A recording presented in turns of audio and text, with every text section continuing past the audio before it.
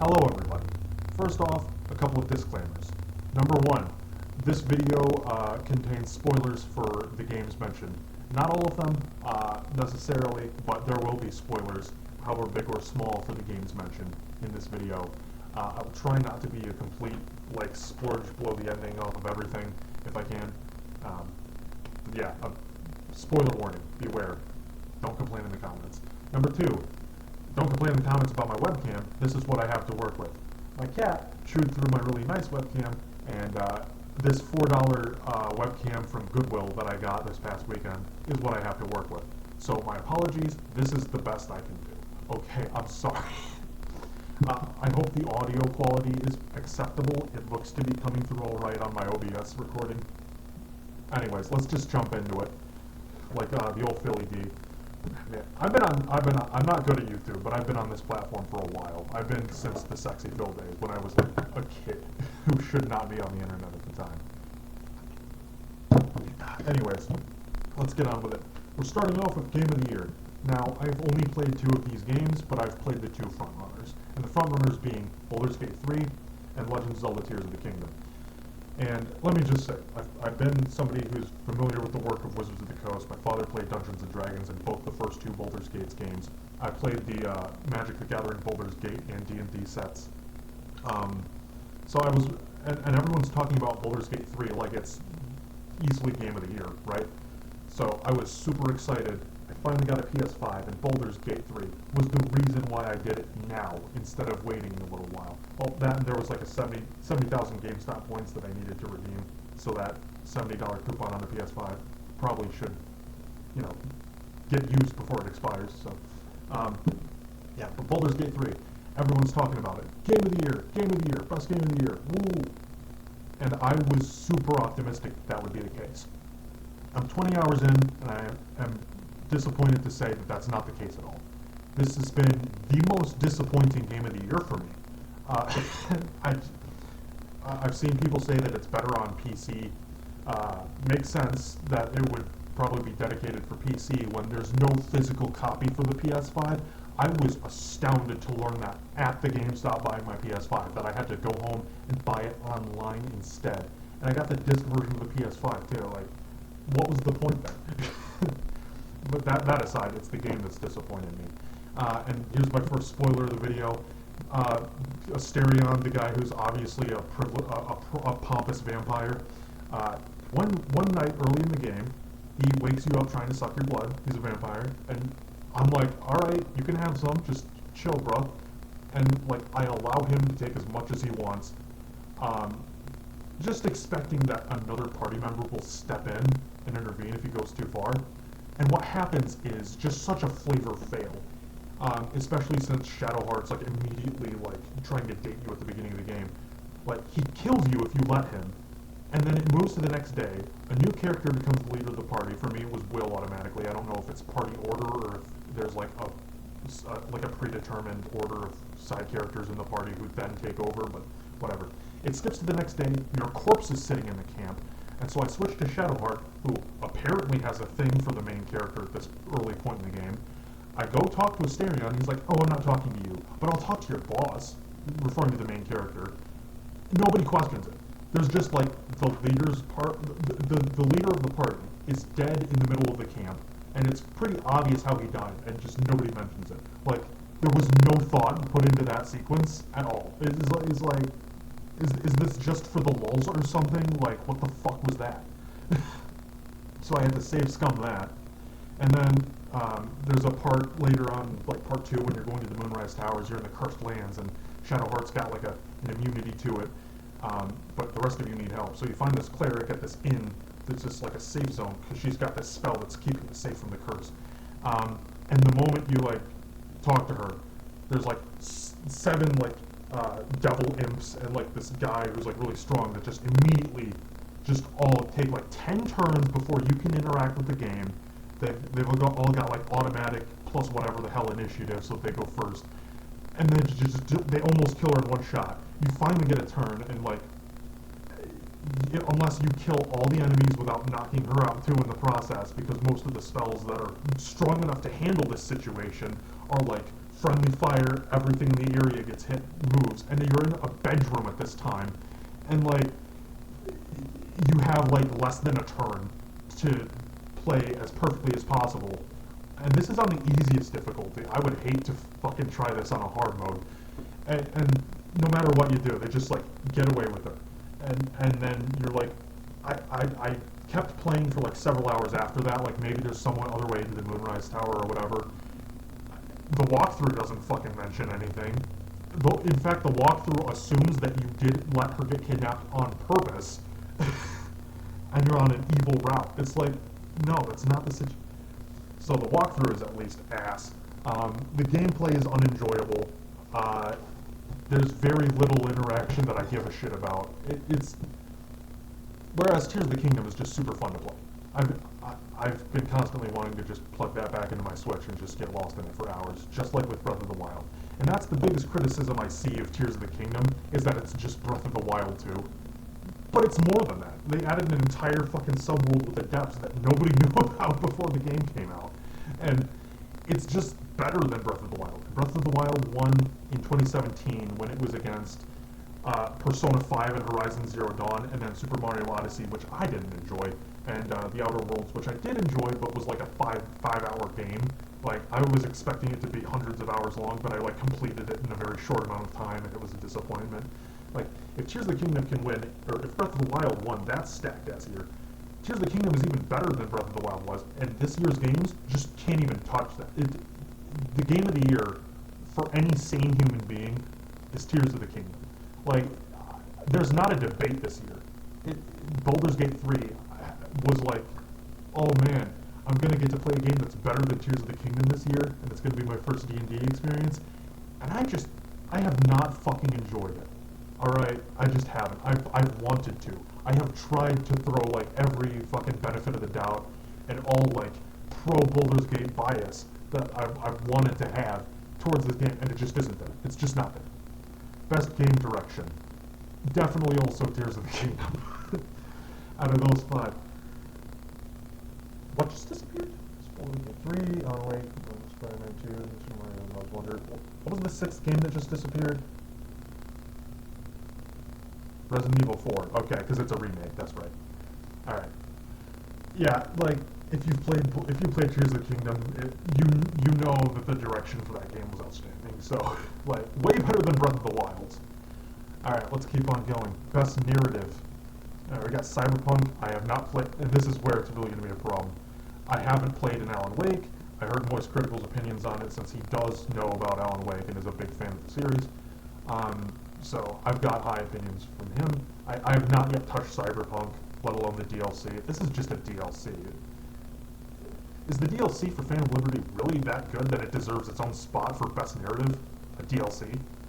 Final Fantasy 16? No, I did not click anything. Final Fantasy 16. I've just heard people disappointed by it. Marvel's Spider-Man 2. I've heard people really enjoyed Spider-Man 2, but I have like no idea. But as far as narrative is concerned, I do think this is one of the categories I can confidently vote for Baldur's Gate. It's the only game of the 5 that I've played, and while I am, again, very disappointed in most things with Baldur's Gate 3, it's not because it's a bad game, it's probably because my expectations were raised through the roof, and then when they fell way short of those expectations, like, it just hurt even worse. So, but I have enjoyed the narrative with like, the dungeons. It's just Dungeons and Dragons, you know? Like, that's one of the things that excited me about playing it for the first time. And that hasn't been one of the problems with the game. The narrative is not one of the problems with the game, especially not for a new player. It's been one of my favorite parts of the game. There are going to be some categories where I'm going to have to bring something up, though, and that's going to be Octopath Traveler 2. Right before I started recording the video, I heard somebody on Twitter say that Octopath Traveler 2 wasn't nominated for a single category. And it deserves to win in multiple categories. So there is something corrupt going on behind the scenes where they're just not considering the best game of the year in some categories because it wasn't a big enough AAA title or something. We're going to get to that. Art direction. I think that the H2D2 games, or whatever the logo name is for the franchise, Octopath Traveler 2, Bravely Default, Triangle Strategy, outstanding art direction. I haven't gotten to play Super Mario Bros. Wonder yet. I've heard good things about Lies of P. Hi-Fi Rush I haven't even fucking heard of. Alan Wake 2. I think Critical had good things to say about the other direction, but I'm gonna go with Tears of the Kingdom again. Because when you're working with something as dog shit as the Switch, like, the fact that they made Tears of the Kingdom look the way it does is just outstanding. The same thing with Breath of the Wild. There's nothing wrong with it being Breath of the Wild 2 because it's even better than Breath of the Wild, and again, Breath of the Wild is better than all these games in all these ways. Like, it's not a contest. Best score in music. Here's one of the categories. Octopath Traveler 2 has a better soundtrack than all these games, including Tears of the Kingdom. It is not nominated. It is not nominated. I don't know who the fuck is in charge of this, but it's a crime that Octopath Traveler 2 is not on this list. Octopath Traveler 2 is by far my favorite RPG of the game, and I've played two others this year. Fire Emblem Engage, and I've played Baldur's Gate 3 for over 20 hours now, and I've heard the music. I like the main track that they had going on. Like, that was a jam they were just playing the whole time through the character creator, and then in the cutscene at the beginning, and it's a really good track. And they've got a motif going throughout, but it's nothing out. That's it. That's all that it is. Tears of the Kingdom also does not have the most outstanding score and soundtrack, but it's better than Baldur's Gate 3 in my opinion. And again, Octopath Traveler 2 should be winning this award. It's not even nominated here. It's out. I cannot tell you just how many parts of the Octopath Traveler 2 track are outstanding. The battle themes, outstanding. The town themes, outstanding. Verdant Wind Blows, I love fucking playing that. It feels like I'm watching Lord of the Rings when that thing's playing. And it's just like a town theme, and then there's a night version, which is just super well done. And Octopath Traveler 2 should be winning this award. Octopath Traveler 2 should be winning this award. It is not even nominated. Somebody needs to lose their job for this. There is somebody behind the scenes screwing things over. I'm going to have to go to Tears of the Kingdom for this category, but it should be Octopath Traveler 2. Best audio design. The audio in Octopath Traveler 2 is also pretty good. Unfortunately, I have not played any of these games, and so I really have no opinion on this. And can I skip to the next category so I don't make a completely head up my ass opinion? Okay, there we go. Alright, we have Best Performance in Voice Acting. Final Fantasy 16, Ben Starr, didn't play Final Fantasy 16. Neil Newborn, Baldur's Gate 3, who does he play? Yuri Lowenthal, Marvel's Spider-Man 2, another good voice actor. Alan Wake 2, haven't played it. I assume she voices the protagonist or something. I haven't played it, but I watched the video that Moist Critical made on it. The only game out of these 6 that I've played is Baldur's Gate 3, and I have enjoyed the voice acting. So I guess by default I'm going to have to go with that one. I wish I could play all these games, but... Alright, what do we got here? 6 games that I haven't played for innovation in accessibility, recognizing software and or hardware that is pushing the medium forward by adding features, technology, and content to help games be played and enjoyed by an even wider audience. Well, I have played in none of these games, and I assume I would be ass at all of these games. So I'm going to skip this category in respect for, I don't have a horse to back in this race, so I'm not going to try and contribute to the screwing over of another. Even if all my takes are hot takes here, and everyone disagrees with me, at least I had an opinion for the other categories, I'm not going to have make one up on the spot for these. Haven't played any of these games. I haven't heard of most of these games. Thought-provoking game with a pro-social meaning or message. I probably should hear more about these games, but for now, I'm just going to have to skip the category. Best Ongoing, awarded to a game for outstanding development of ongoing content that evolves the player experience over time. So I did recently re-download Fortnite, but I'm not voting for Fortnite. I only got it because I've got a new PS5 and nothing to play on it, so I've hopped into it a little bit. It's not worth it as a work. Genshin Impact, I've played a little bit, and it's one of the biggest games in the world. It's more open world RPG, definitely more my play style. Final Fantasy 14, Cyberpunk 2077, Apex Legends. I don't play a lot of Apex. I've played it like twice when it first came out, and then never again since. Again, haven't played Cyberpunk 2077. I would have, if I were to vote for any of these, it would definitely be Genshin Impact, but I don't think I have enough to stand on for this category, so, and I also don't particularly care about it, so I'm going to skip this particular category. Best community support, recognizing a game for outstanding community support, transparency and responsiveness, inclusiveness of social media activity, and game updates and patches. I think Baldur's Gate 3 is a safe bet for this one. Very safe bet for this one with whole ad. Best independent game.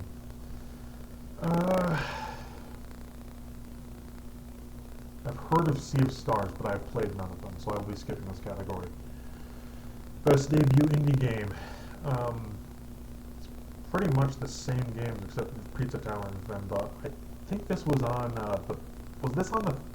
this is a very similar art style. The image I saw, is this the same as the game that was in, doesn't matter, I haven't played any of them, so I'm not going to vote for one over the other one. I'm not familiar with any of them. Best mobile game. Final Fantasy VII Ever Crisis, Hello Kitty Island Adventure, Honkai Star Rail, Monster Hunter Now, Terra Nil.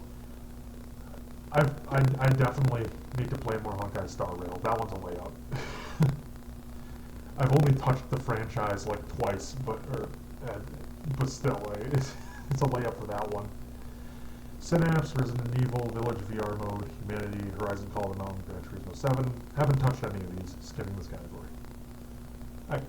I feel pretty comfortable with like not giving too many shits about this year's Game Awards because they've screwed Octopath Traveler 2 out of all the awards it deserves to be winning outright. Like, where's my tissue? I got a fucking running nose now. Shit falling off my desk. I need to open a Patreon and get $1 zillion from you guys because my desk that my PC is on is wobbly as shit. Like bumping it lightly with my knee is a panic attack inducer. Anyways, best action game. Armored Core 6, Fires of the Rubicon, Dead Island 2, Ghost Runner 2, Hi-Fi Rush Remnant 2. Haven't played any of them. I have high hopes for Dead Island 2 when I eventually do play it, but again, I'm going to have to skip this category. And again, don't really give a shit because most of these awards are just Tears of the Kingdom and Octopath Traveler 2 should have won it for the most part, or category that I haven't played any of the niche games in because I haven't had the time or the money to do so this year. Best Action Adventure, it's Tears of the Kingdom easily for me. Again, another Tears of the Kingdom layup. It's just the direction that Nintendo went with for Breath of the Wild and Tears of the Kingdom, just outstanding open world. Best RPG. The winner of this category should be Octopath Traveler 2, and there's really no debate in my mind for anyone who has played Octopath Traveler 2. They do know everything that was wrong with the original. They overhauled that, completely resolved that issue. Everything about Octopath Traveler 2 was better than the original in every way, and it was outstanding. Better than Fire Emblem Engage, which is notably not nominated here as well. Starfield. The only thing I've heard about Starfield is that everyone's either disappointed or like a weird Elon simp who's also a Bethesda simp. It's like, what? I don't know. Starfield gang, what the fuck is going on with you people? All I've heard is bad shit. Baldur's Gate 3 is, out of these 5, in my opinion, the better option, but like, I just need to let it be known. Octopath Traveler 2 is a better RPG than Baldur's Gate, and it's not even nominated. The RPG for the Game of the Year RPG category is Octopath Traveler 2, alright? It's not Baldur's Gate 3, it's not any of these, it's not Fire Emblem Engage, it's Octopath Traveler 2, and it's not even close. And I'm so disappointed that somebody decided to do something to keep them off this list, or that the fucking judges who get to decide this are so, like, out of touch that they don't even touch the franchise. Like, it should be Octopath Traveler 2. And it's not on the list, so I'm going to go Baldur's Gate 3. Because out of those 5, it's Baldur's Gate 3. Best fighting game. Haven't played any of these, would be ass at all of these, not interested, have no grounds to stand on, and no valid opinion on that category, so we're skipping. Best family game. Haven't played any of these, although I do want to play Pikmin 4 and Super Mario Bros. Wonder looks great. Sonic Superstars, I hardly even know what this is. I heard the name thrown out, and I'm like, is this like a mobile game or something? I don't know. No opinion on this category that I have actual grounds to stand on. Skipping to the next one. Skipping to the next one. Did it just skip 2 categories? It did skip 2 categories. Okay. And here we do see Fire Emblem Engage. So let's see here. Best simulator or strategy game. Best game focused on real-time or turn-based simulation or strategy gameplay, irrespective of platform. Cities, Skylines 2, Advance Wars 1+2, Reboot Camp, Company of Heroes 3, Pikmin 4, Fire Emblem Engage. I did enjoy Fire Emblem Engage very much, so I will be voting for Fire Emblem Engage in this category. I do think it does stand on that ground. If it weren't for like, yeah, I'm going to go with Fire Emblem Engage in that category. Best sports racing game. Haven't played any of these. Not voting for any of these. Okay, it took a second to load there. Best multiplayer. For outstanding online multiplayer gameplay and design, including co-op and massively multiplayer online experiences, irrespective of game genre or platform. I have not played Baldur's Gate 3 online. I'm hopeful to eventually play some co-op with Super Mario Bros. I've heard nothing but good things about Super Mario Bros. Wonder, so my hopes are high, but I haven't even played multiplayer, so even though I have played Baldur's Gate 3, I'm not going to vote for it and just skip to the next category because I don't have any opinion formed yet. Best adaptation, recognizing outstanding creative work that faithfully and authentically adapts a video game to another entertainment medium. I didn't even see the Super Mario Bros. Movie, and I haven't seen any of these because nobody fucking takes me to movies. I don't watch television anymore. But I think it's a pretty safe bet to go with The Last of Us. Like, I have had people in my life who don't give a shit about video games talking very high praise of The Last of Us. And as somebody who played the original Last of Us and really enjoyed it, I know. it doesn't really need to be debated. But I also heard good things about the Mario Bros. Movie, that it does its job adequately. I haven't seen it. People are like, yeah, we'll go see it. We'll go to the movies with you and see it. No, you won't. And they didn't. I haven't been to a movie in like 3 or 4 years, it feels like. So, you know, just a little peek into the rotting, lonely mind that I've got going on in here. Brain melting. Isolation. You know, most anticipated game. No. None of these were my most anticipated game. Content Creator of the Year for a streamer or content creator who has made an important and positive impact on the community in 2023. I don't know who these people are, except for Iron Mouse. And are fundraising for the idea, not for the ones doing a literal genocide right now, but for the ones who are helping people with immune deficiency disorder. So, yep, that's a layup for that category. Mousie's got it. And I don't know how she could lose that category. Best esports game. I have not played any of these. I've played the original Counter-Strike Go a little bit, but Counter-Strike 2 I haven't played since it came out. I've never touched Dota. I had the typical normal person experience with League of Legends. I downloaded it, I tried playing it the first time, and it was such a toxically unpleasant experience that I uninstalled it and never played it again. PUBG Mobile, I played PUBG once on my PC, and it crashed. I was just running out in the wilderness, you know, like, alright, nobody's here. We're good. The game freezes for 10 seconds, and then somebody snipes me, and it's the loudest explosion noise in my ears I've ever heard in my life. And then the game just like freezes, and my PC crashes and dies. I will never play PUBG again. Valorant, heard good things about, haven't played it. So again, this category is a push for me. Nothing I've played, nothing I've been able to form a legitimate opinion on. Best esports athlete. I probably won't have a valid opinion here. I'm just gonna like vote for a moist player if I see it. Lee Faker, Sung Hyuk, League of Legends. I'm gonna butcher these names. I don't even know any of these people, so this is another push category for me. Alright. Best esports team. I have no valid opinion on this. This is another push for me. It's just a disappointing year in gaming for me overall.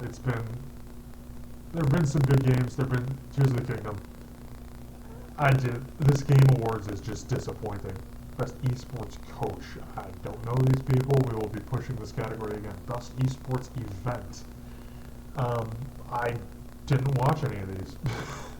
Nope, this is another push. Is this the final category? Is this it?